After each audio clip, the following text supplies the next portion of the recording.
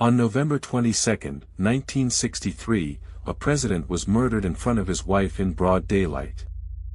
60 years and millions of declassified documents later, the full truth is still being uncovered.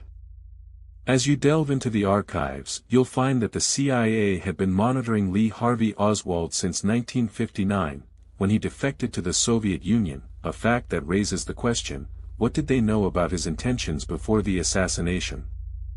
In the months leading up to the assassination, President Kennedy was facing increasing tensions with Cuba, having authorized the CIA to conduct covert operations against Fidel Castro's government, including the failed Bay of Pigs invasion on April 17, 1961.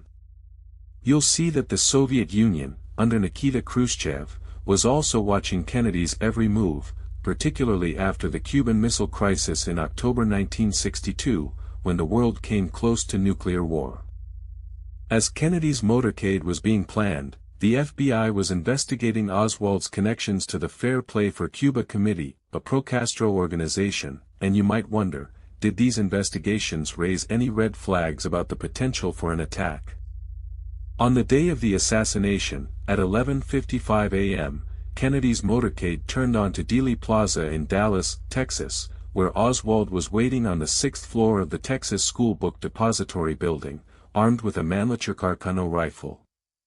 At 12:30 p.m., the first shot was fired, hitting Kennedy in the neck, and you'll notice that the subsequent shots, fired at a rate of 2.3 seconds apart, were possible due to the rifle's bolt-action mechanism.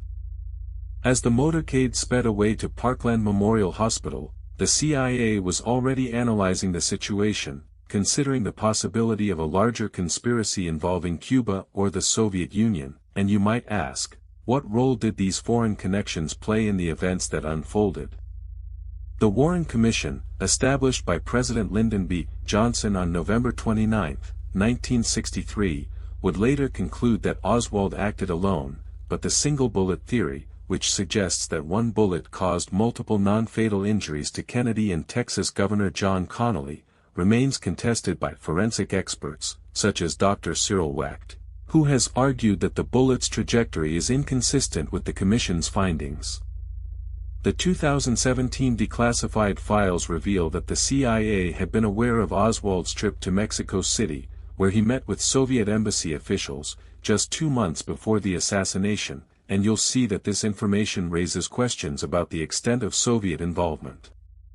In the aftermath of the assassination, the Warren Commission's report, released on September 24, 1964, concluded that Oswald acted alone, but the subsequent investigations, including the Church Committee in 1975 and the Assassination Records Review Board in 1994, have uncovered evidence of potential CIA and FBI misconduct, including the destruction of documents related to Oswald's activities.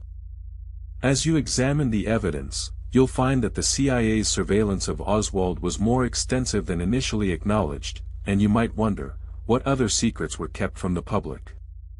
The declassified files also reveal that Jack Ruby, who shot Oswald on November 24, 1963, had connections to organized crime and the CIA, and his silence, maintained until his death on January 3, 1967, has left many questions unanswered.